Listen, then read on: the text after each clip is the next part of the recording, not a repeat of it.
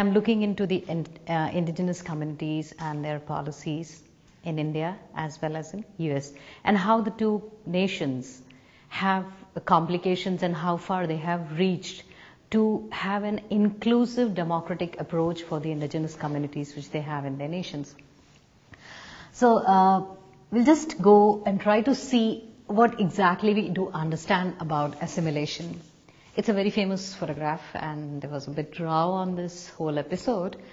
But to a certain extent, it tells about a very crucial aspect, that how far do we reach out to what is called as indigenous, and how do we understand as a social member or a member of society, how do we understand the concept of indigenous, or how far have we included the idea of indigenous in our day-to-day understanding.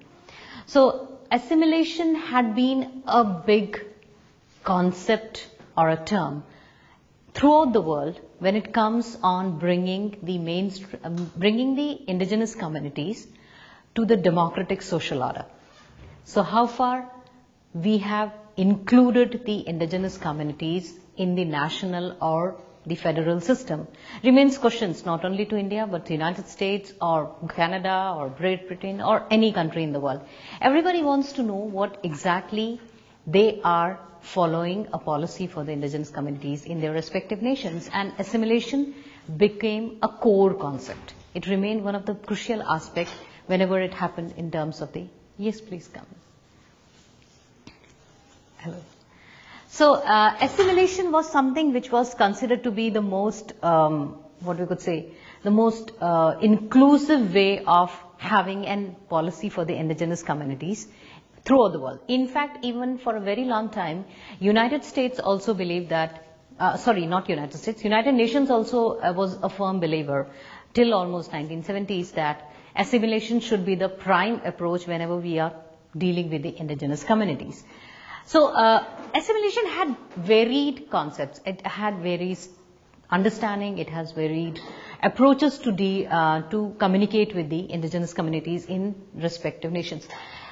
United States, for a very important concern, was the nation as a federal state. It was one of the prime federal state which reached out to the indigenous communities so that they could be part of the decision-making process in the federal system as well. As therefore, somewhere around, so we have evolution of federal tribal relationships. So because United States was never, after the American War of Independence, United States was not directly ruled by any of the European powers as such, but from 1784 onwards, after the American War of Independence, it was predominantly the 13 colony system, which was predominantly dominated by the European people from the European origin. So for them, how to reach out to the people who were already living in United States, or whom we call as Native Americans, was a big question. Whether they should be part of the whole 13 colony system, or what we call as the American Confederacy, whether they should be part of it or not, that remained a question throughout, and it remains a question even today. So from the 1717 to 1820s, the initial phase of democratic system, when the emergence and evolution of democracy was happening in America, the policy which was adopted was the intertribal sovereign to international sovereign. So the people in the 13 colonies were the international sovereign who had a new, there has been a very sarcastic terminology, a phrase which is often used by the Native American advocacy groups, that it was a project of democracy. The 13 colonies, when they created the American system, so they have something called as a project of democracy, and with that approach they tried to reach out to the Native Americans or the indigenous communities or the actual inhabitants of the North American continent. So initially the tribal sovereign was that the international sovereign of the 13 colonies, or now the American nation, were had a federal kind of a system where they allowed all these different Native American states or the confederacy to have their own autonomy, and they were having a federal kind of relation. It was a relationship of autonomy. So, in fact, the experts, subject experts and political scientists, they call it as an protectorate system.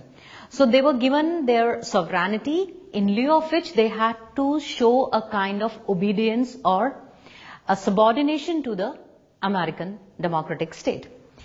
But after 1830s to 1850s, a new system happened. We also call it as Trail of Tears, or the removal of the tribal states from their original lands. So we find that many of these tribal states were forced to leave their homelands, and they were brought into a certain categorized territories where they had to live. The people which we find in Florida state, the Seminole and Miccosukee people actually also belong to this same kind of removal strategy when they were removed from the southeast territories, which we call it as Creek Confederacy area, and they were brought to the Florida. And although they had their own hardships during that time, they settled in this area and they worked on this.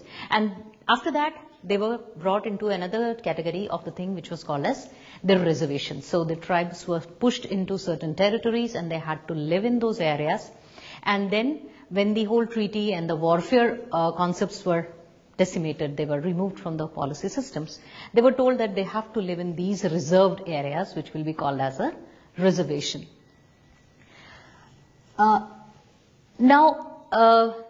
But after 1870s, the whole treaty system ended, and it was brought that whoever is a Native American is part of a big terrain or a big regional geographical area which is known as United States of America. So we will not have any more treaties with them. We will try to have some kind of an arrangement under which an autonomy or an assimilation should be adopted. So we all have, because America is something like melting pot of cultures, so no culture remains the way it is, but no culture can even dominate America. America is a pluralistic society. There is space for every culture, so no culture should be dominated. Therefore, Native American culture should be, in fact, there is no exclusive culture of America. America is a melting pot of culture, and what we become as an outproduct of it is Americans. So American culture has its own stereotype. We won't even, it's not even, we can't even deny that we are not American stereotypes. American stereotype is someone who is local, who is very much inhabited on the Hollywood cultures or the Superman cultures or the superheroic cultures. So there is a pop culture kind of a system which exists in America. So in such a scenario, it was decided that the Native American should also adopt this Americanized culture and become part of the mega democratic project of federal system. And therefore, from 1887 onwards, the relationship policy of guardianship started. So assimilation, if we take into the approach of America, the United States of 1870s to 1930s, assimilation was a system, or assimilation was a, if we define assimilation, assimilation is a methodology or it's an approach under which we try to have a guardian kind of relationship. It's a paternalistic relationship that, no, you are not correct this way, so you should behave in our system or the way I am behaving. So this we are guardian kind of a relationship became the model of assimilation policy, more or less not only for United States but throughout the world. So it was a relationship of guardians, wards in needs of protection, hostels were opened, children were taken up from their families, brought to a system of education, taught in an English education system. They were even given new names because the names which they already had were not suitable for the American communications, which somehow continues to more or less every nation which believes that assimilation should be the guiding principle. And what was the tribal response to it? So accommodation, food ragging, religious movements. Of course, there was unrest, there was detest for the system. And the worst thing which happened was the growing tension within the social praxis, or the kind of kinship we have. Because the Native American society is predominantly matrilineal or matrilineal. And the community are strong in their interlinking, or the community praxis is fairly strong. So if somebody dissociate itself, if we put oneself out of the community system, it becomes fairly difficult to reach out to the community back again. Because community structures are so strong that your identity is not individualistic at all. Your community, your society defines your identity. This is predominantly happens with every tribal society in the world. In fact,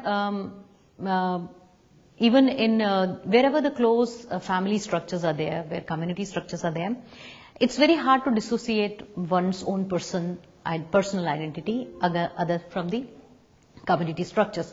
So as a result, when this whole wards taken away from their families, they were taught in hostels, there was a lot of social psychotic problems which occurred in, and also there was a great amount of resilience against it as well. Now, what was happening at the same time in India? So we see late 17th,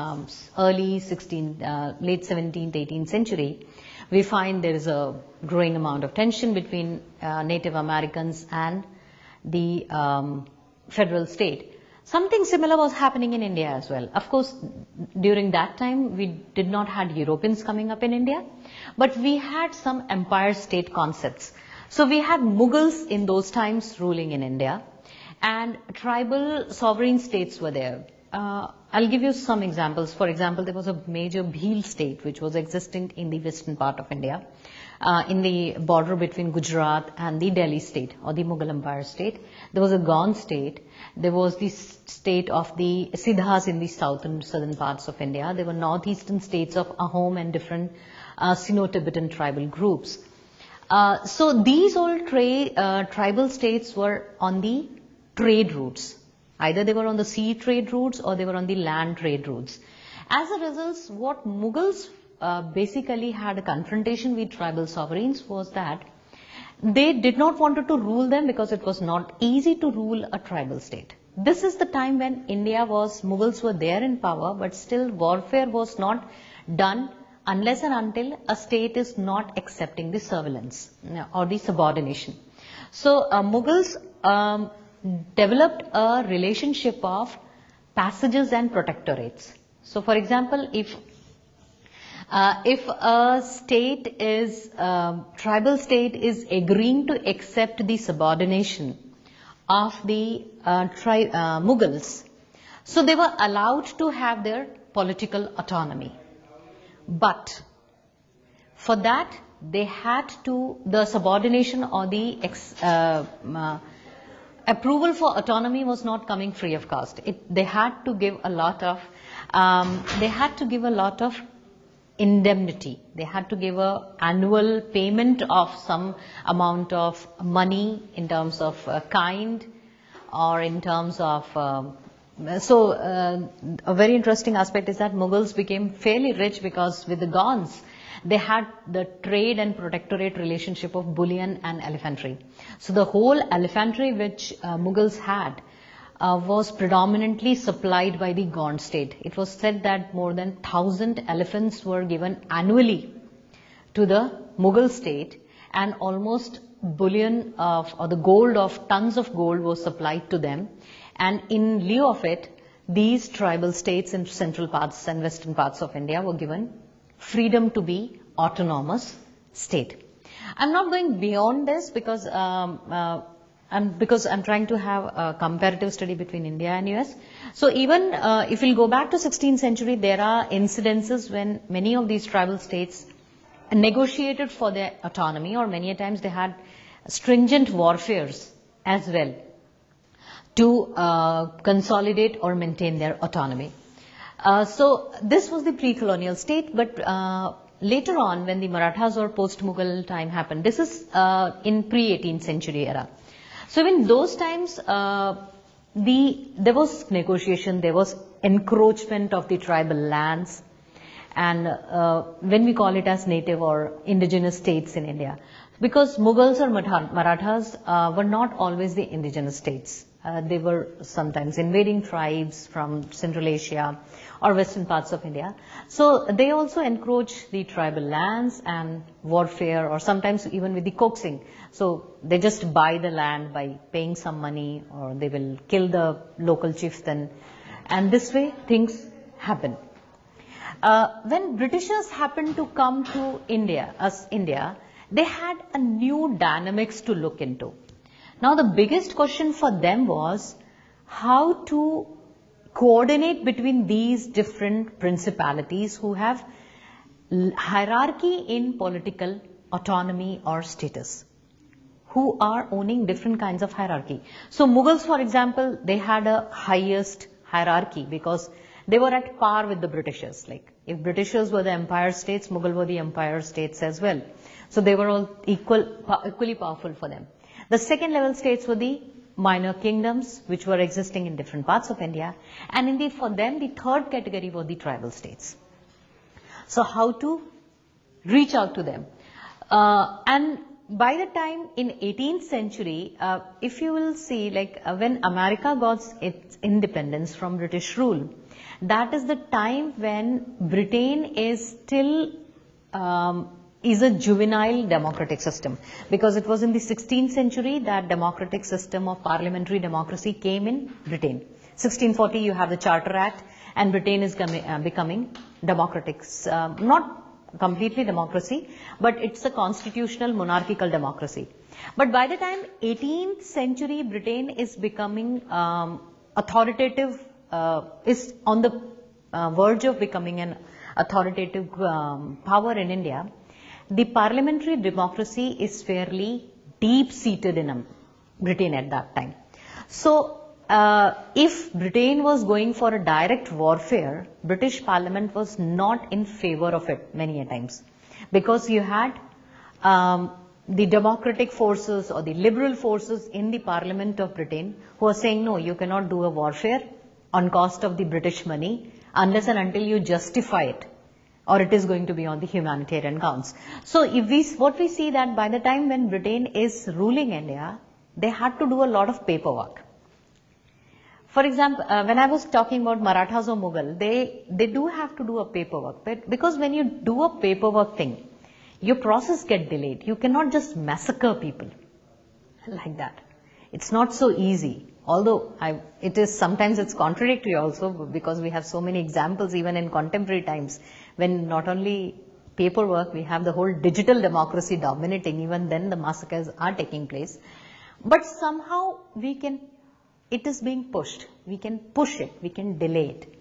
So for that matter, now Britishers had a different challenge to face. They wanted to know how exactly they are going to work out this whole problematic of layered kind of power structure.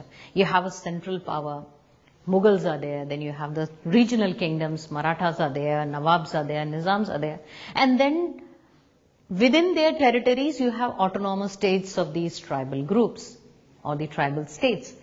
One thing we have to remember over here, that when we talk about India or America, in America at that time, even though the population is less, because India is the second largest nation with the number of tribal principalities or the tribal population. Demographically, India has the second largest tribal population in the entire world.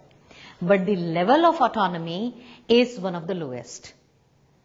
Fortunately, America and Canada still remain to be one of the best examples. I'm not saying they are the best. They are not so well even when it comes on giving the self-determination or autonomy to the indigenous or Native Americans, but still they are far better when it comes to the other different national groups. For example, even in Africa or India or China, when it comes to giving the autonomy.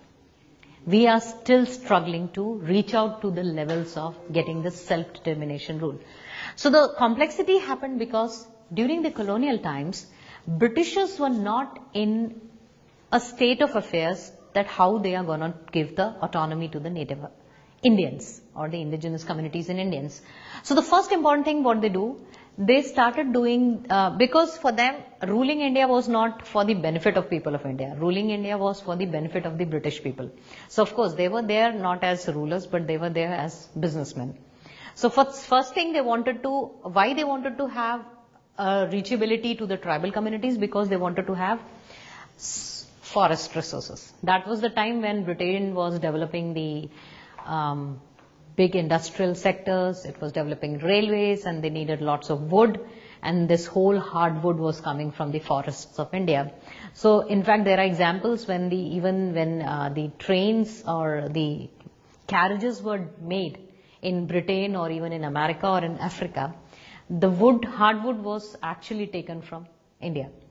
A lot of, and this is also the time when they are developing the whole railway tracks in India. So all this hardwood is coming from the forests of India and they are laying the railway tracks.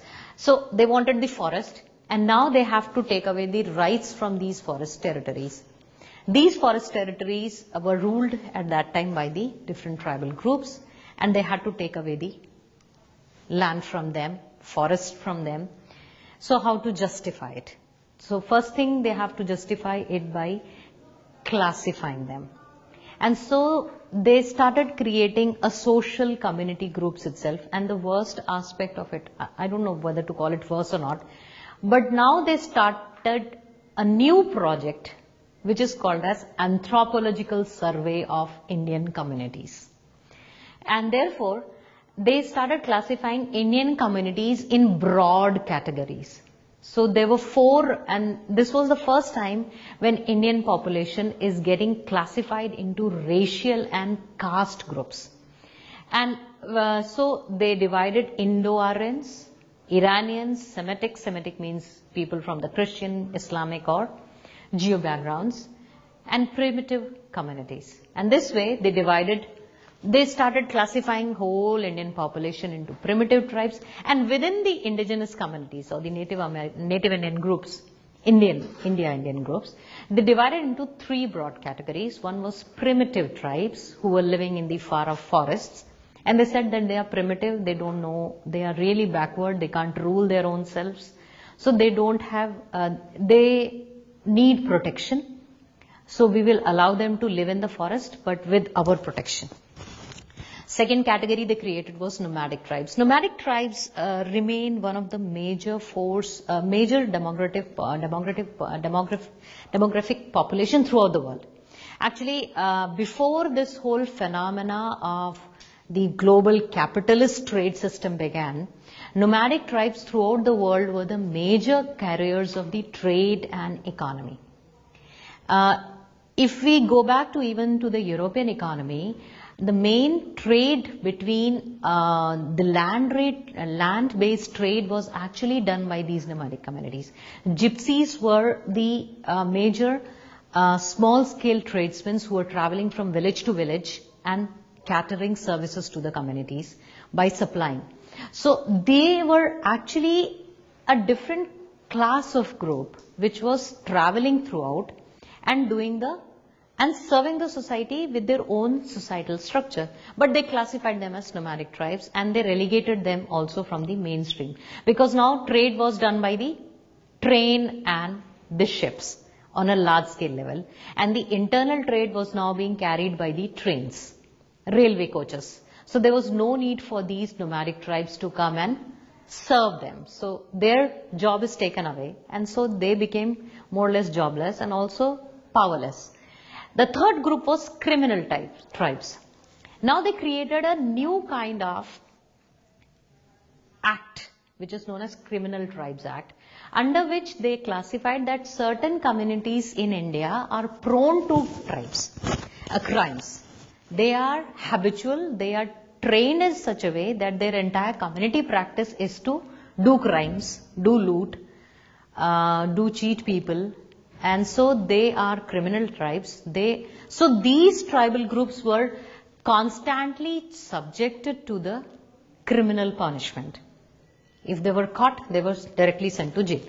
So this way they defined the tribal population and they separated them from the, because they have to divide the racial groups in India, so they said that these are not like you. You Indo-Iranian, Iranian, Semitic people are more sophisticated, more high class. So you need not to worry about them. These are the tribal groups, we will take care of them.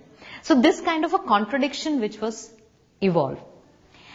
Now, this is also the time when assimilation policy is going on. It has actually picked up. It has started in the United States. And this is by the time when Britain started ruling India, America became an international role model for the democratic ideals.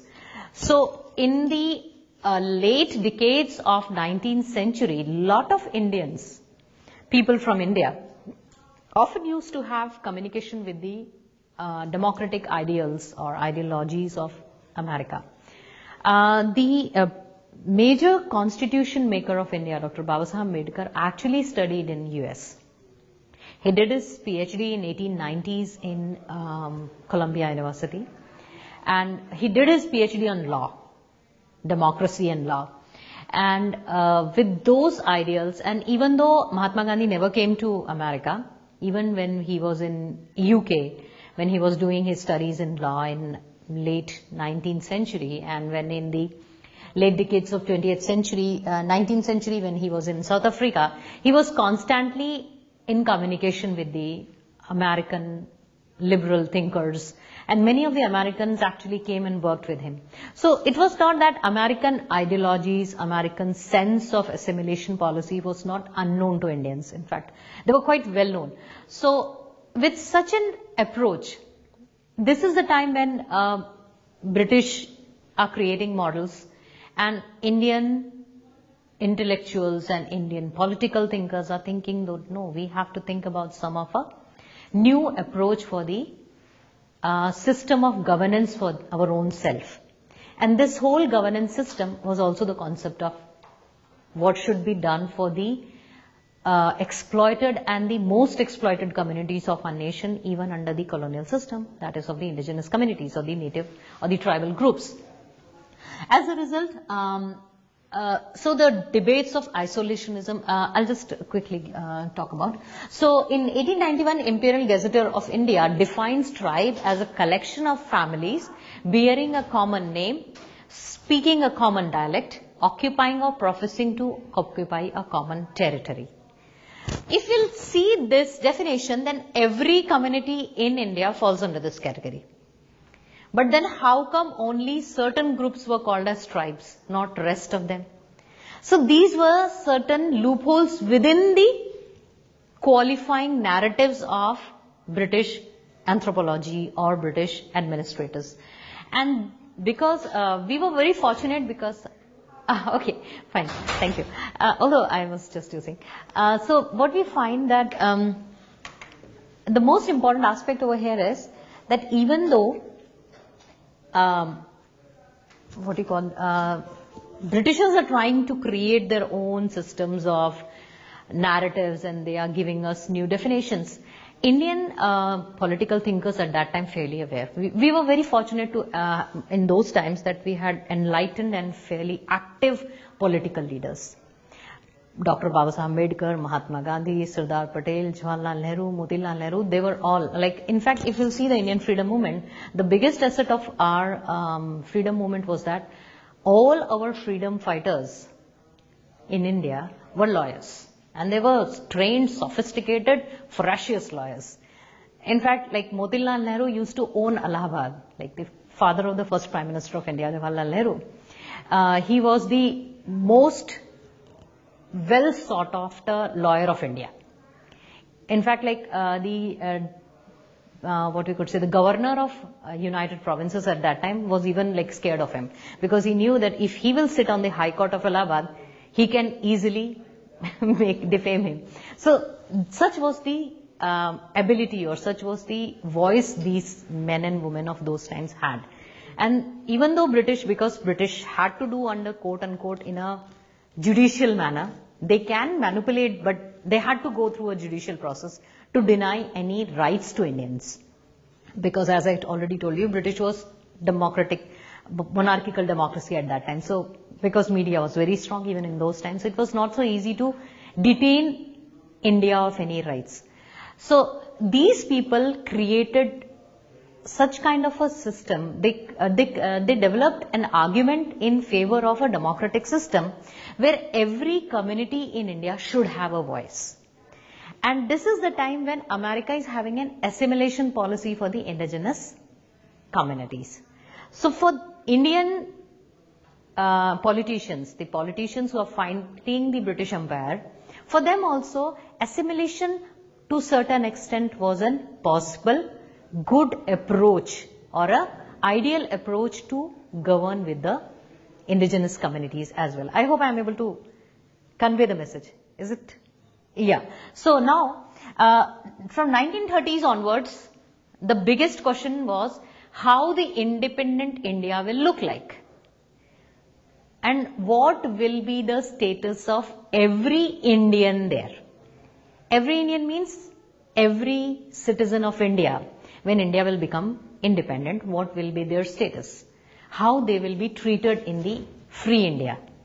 So now the debates of, other than various debates, this is also the time and debate of going on that whether India should be divided or whether India should remain undivided, whether we should have Pakistan or not. While all these debates were going on, there was one major debate which was also going on, which was of isolationism and assimilation. That whether the native indigenous communities of India, whom Britishers have defined as primitive, nomadic and criminal tribes, what will be their status in independent India. So there were two debates. This is Jawaharlal Nehru. It's a very famous picture. It's a bit contradictory actually. He's sitting on a yak and he's going to Bhutan. This is the time when actually Tibet was lost to China. China took over Tibet and Jawaharlal Nehru didn't took any stand. So actually, if you'll see this headline, it's a New York Times. So it says that he's riding on a yak going to Bhutan. Why he doesn't go to Tibet also? Because just next to the Bhutan was Tibet. So he's been like criticized for not going to Tibet at that time. So there were three major giants, political thinkers of India who were in these two. Verrer Elwin was a British anthropologist and a Jesuit who came to India in 1921, but later on he got so much influenced and he was very much influenced and happy to work with the indigenous communities that he decided that he will leave his Jesuit career and also as an anthropologist, and he became a full-time anthropologist. He married also one of the tribal girls from Eastern India, and he lived with them for the rest of his life till he died in 1980s. And he was a staunch supporter of the autonomous zone. He believed that the tribals of India, he is one of the most well-respected, although now theories are coming up, people are criticizing his work also, but he is one of the best-known anthropologists of India, and he wrote extensively on their tribal cultures in India as well. And he was a staunch supporter of isolationism theory, and he felt that we shouldn't follow the whole idea of assimilation, which is now becoming criticized in America. This is 1940s. 1930s is the time when policy of assimilation is completely renunciated in America. But usually it's happening in the whole world. When America discards something, then the developing countries start adopting that process. This has been a phenomena, unfortunately, going on since last 2 centuries. And we always believe that when something gets old-fashioned in America, it becomes fashion in the developing nations. Of course, now with digital age, divide is getting little smaller, but this is the time when India is also quieting. So Verrer Elwin is in support of termination of this whole assimilation idea, and he said no, we should not have assimilation policy, we should have autonomous zone. A strong supporter of assimilation was A.V. Thakkar. Amritlal Vittalbhai Thakkar was a Gandhian, and having faith in the ideology of Mahatma Gandhi, he believed that tribals should be assimilated with the so-called Indian culture, and he believed that Indian culture is monolithic. It is not diverse. Okay, thank you. And this should be the idea. Third person, Dr. Babasaheb Ambedkar, as I told, he was already there in America. He studied, he did his PhD in US. He was in staunch support of the idea of both. He believed that we cannot make indigenous communities of India completely autonomous, and we cannot even completely assimilate them because they have their own unique identity and they have their own autonomy as well. But to certain extent, so that India should remain a national identity, or India should have its own constitutional autonomy as well as an independent status, we need to have an assimilation policy as well. So therefore, while developing some constitutional ruling and some constitutional rights for the tribal cultures in India, he decided to have an inclusive and assimilation policy with 5th and 6th schedule rights, under which a tribal territory cannot be taken over. So if a person from not coming from a territory or from not coming from a land which belongs to tribals, if they try to buy land, they cannot buy. So they will have a sovereignty of land, a tribal person, but not the non-tribals. So certain there are the various other constitutional rights also which he gave, but he believed that they should be given an assimilation approach as well. We cannot let them completely isolated. So these were the policies which were adopted in post-independent India.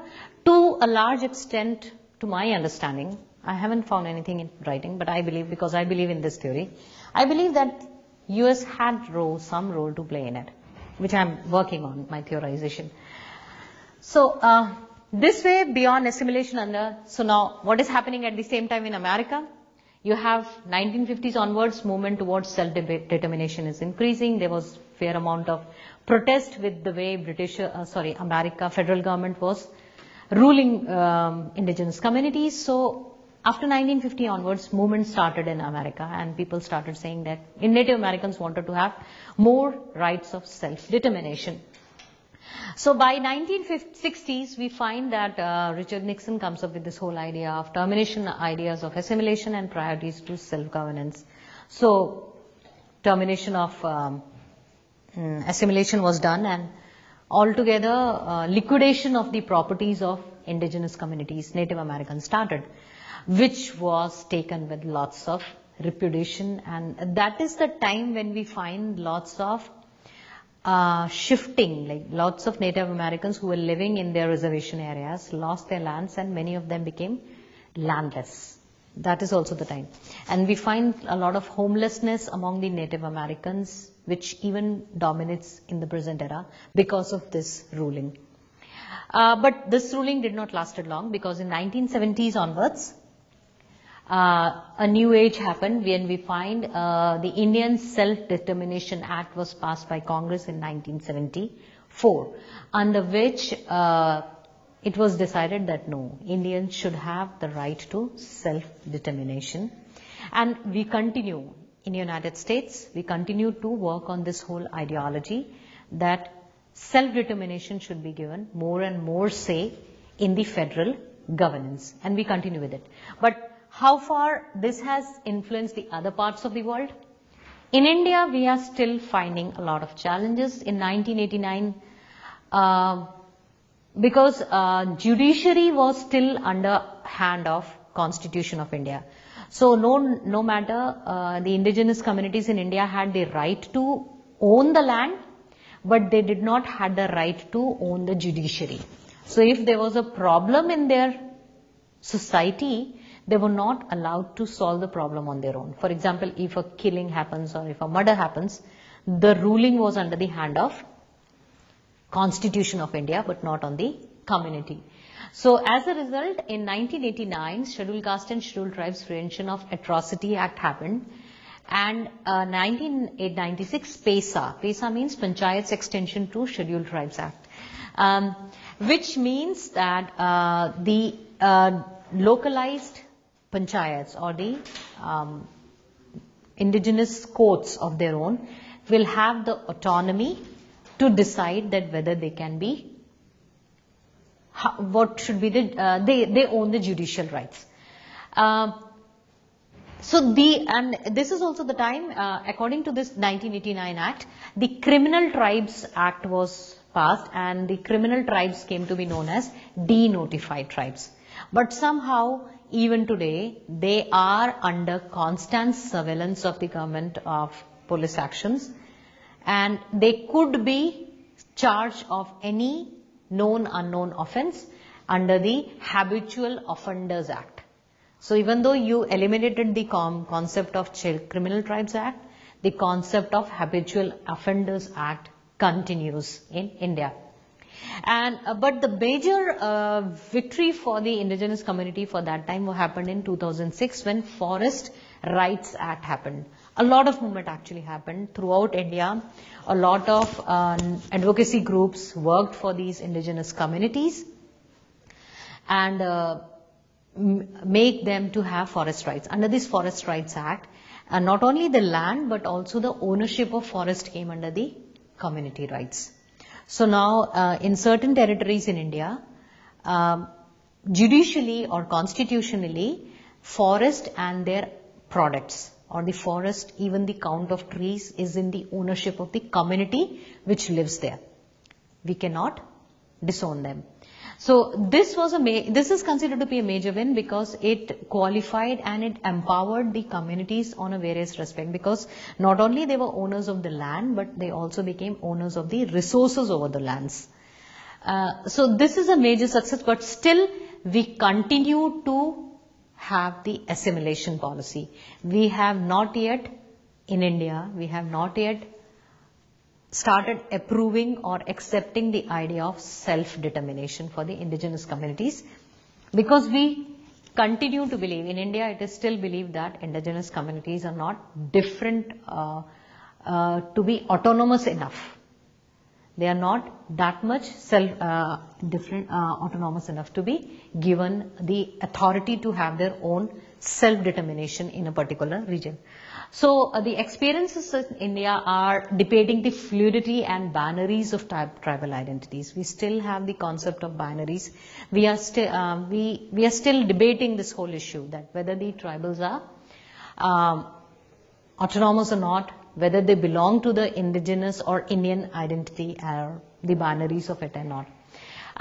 There are still scope for seeking narratives, because the colonial narratives continue to say that they are primitive, they don't have any past, they don't have sense for past, they don't have any history. So they are not intelligent enough to rule their own self because their history says that they were always primitive. So these kind of narratives continue, which restrain them to have their autonomy and the ability to self-determination. And so there is a fight going on, lost cultures, regaining identities. This debate continues in India, and there is a long road ahead for self-determination. I don't see even in coming future they will be having any constitutional right as such for self-determination to a large extent. So these are some of the faces which I felt. This is a Native American, this is an Indian, contemporary things, and this is the time in 1960s when Kennedy was working on the self-determination ideas, and this is the contemporary picture of Vice President of India talking to some tribal groups where they had a function and they were showcasing their cultural practices. Thank you.